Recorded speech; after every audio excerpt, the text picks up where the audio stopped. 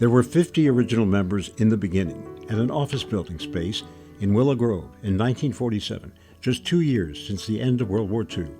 75 years later, the candles still bring a glow of peace, tranquility, and hope.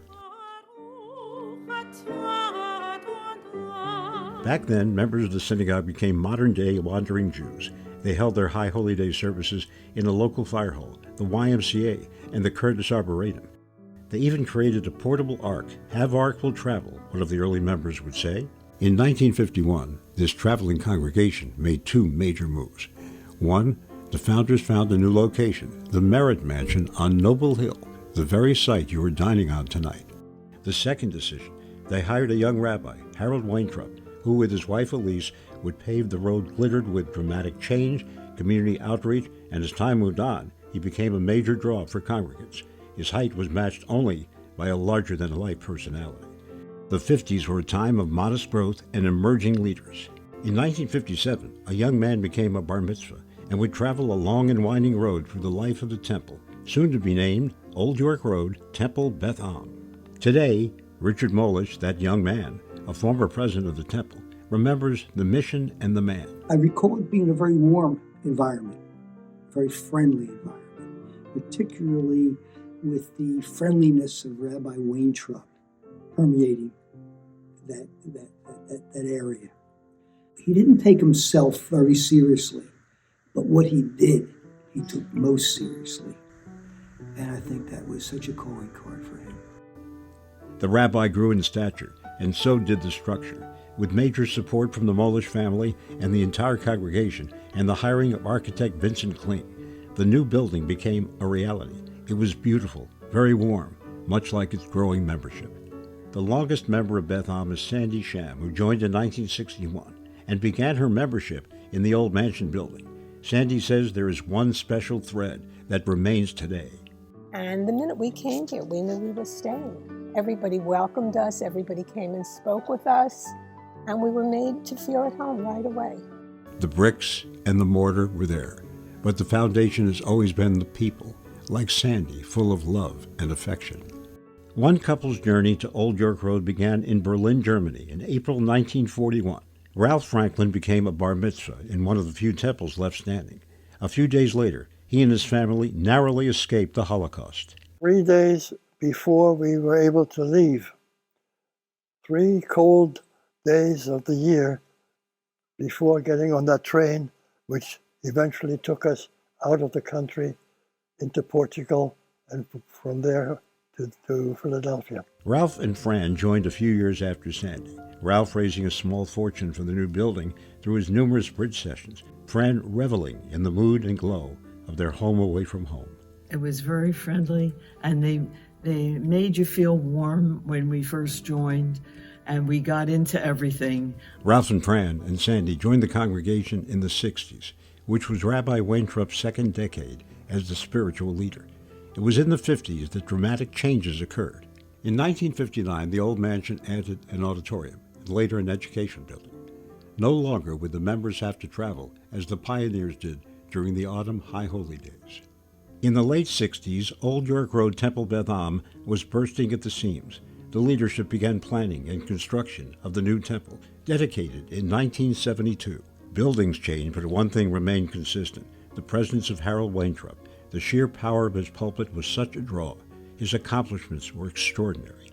Interfaith cooperation, even having the first Roman Catholic cardinal to join a rabbi in a Shabbat service. Education, and more than education, using modern technology to bring Judaism alive. Congregants first, assisting congregants with crises and making sure that no one was left out. And style, what a sense of humor.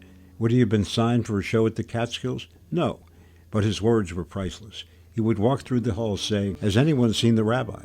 In the early days, he would tell a young anchorman and congregant, "I watch you," religiously. But his biggest decision turned Beth Am into what truly became an international team. First, he had his eye on Leningrad and the old Soviet Union, which is now St. Petersburg. It was a hire that matched a beautiful voice with a sparkling personality.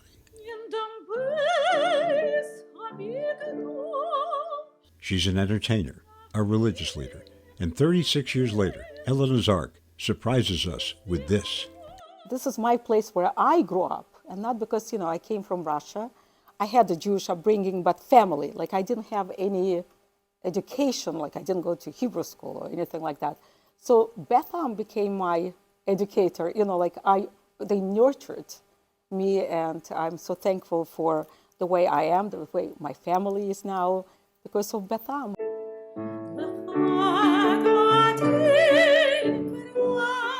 And the cantor is so happy here. The children who are singing, and bar bat mitzvahs and weddings and so many wonderful life cycle events, and that's relationship with people is very, very rewarding for us. Yeah. So this is more than just your synagogue, it's your synagogue. It's my synagogue. It is also known as the synagogue of Mark Doherty, who is not Jewish but learned about the faith. I learned a lot about the concern about the rest of the world, a concept of justice, tikkun olam, charity, and how to be a good person.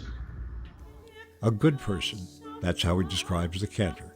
Mark found a career at our temple and a church, meaning that it's really a good thing that religions have a different day of rest. Mark arrived here a year before Elena. Elena's done quite well here. She's just very humble and very down to earth. Down to earth and humble. That's also how he describes the 3 executive directors he worked with. Marcy Goldman, the longest-serving executive director, a tireless worker with a strong hand and a great laugh. Karen Cantor, a former president who just couldn't stay away, a fast talker, and even faster executive, like Marcy, totally devoted to the synagogue. And Jerry Turetsky, who, like a first-round draft pick, came with the merger of Beth Am and Temple-Beth Torah. The fact that we brought our name with us, the Temple-Beth Torah School of Early Learning at Old York Road, Temple-Beth Am, and as Rabbi Lieb refers to it as Soel, made us feel that we were at just a new home. Sherry came to run the preschool. Faced with Karen's retirement, the rabbi and board convinced Sherry to serve as acting executive director. Her presence helped cement the merger. The word acting was soon gone. She was and is our executive director. There are challenges every day, the usual contrast between celebrating lives and remembering them. But Sherry is undaunted by the challenges, answering to God, the rabbis, and a lot of board members, an executive board of 12, and a big board of 40. I hope for a prosperous, a healthy, and wonderful future here at Beth Am for both the young and the senior members to go forward. Going forward is very much the mission of a rabbi who's been here for 33 years, traveling all the way from Cape Town, South Africa. This is what happens when you fall in love with a woman from the New York area. With the blessing of Rabbi Weintraub, Robert Lieb arrived on the job as assistant rabbi on September 7, 1989, and became the chief rabbi in the summer of 1992. It was another seminal moment in the history of the temple. This reporter was there on the day he was introduced. From the beginning, he appeared to be very well liked, but true to his ideals. His first days and first 2 years marked by modesty and respect for Harold Weintraub. That modesty, along with his one-on-one style, brought a swift reaction of adoration by the congregants. Some people cited his accent that made him so charismatic.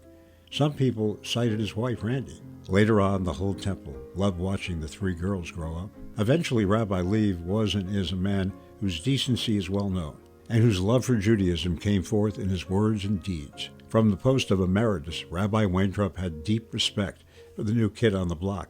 I know, I've watched it, along with so many of you. Those who work with him every day and up close have a clear view of the rabbi. His associate since 2017 and Director of Education, Rabbi Shoshana Tornberg. I've worked with a variety of senior rabbis. He is a consummate mensch, just really lovely to work with. A lovely person, and I know that that's how he presents to the outside world that isn't his inner office circle, but it is how he is as a person. And it really touches everything we do every day. Rabbi Lieb is a man of principle who remains forging new paths for the temple. Rabbi Lieb has been an innovator, encouraging an expansion of adult education. While facing the challenges of demographic changes, he stands for continuity inside our temple.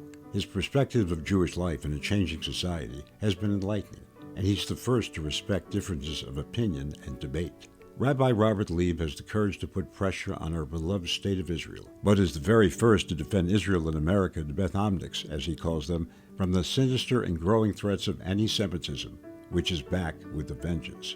He has advanced the Weintraub principles of interfaith cooperation, knowing that working together for the common good is good for all of us. Under Rabbi Lieb's leadership, Beth Am has been host to a variety of leaders over the years.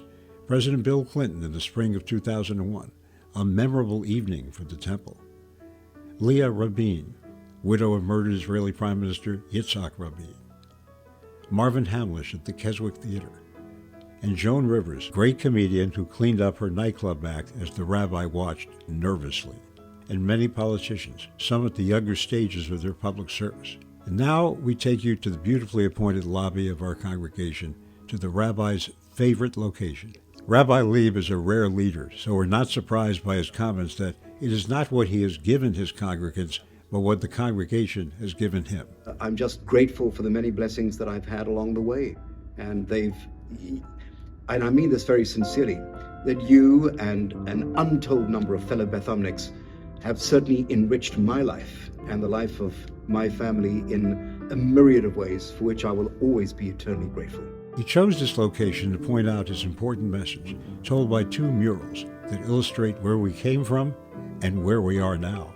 We sit here between two very distinct and unique murals in our main lobby that attest to, if you like, the Altneu, the old and the new components of organized Jewish life.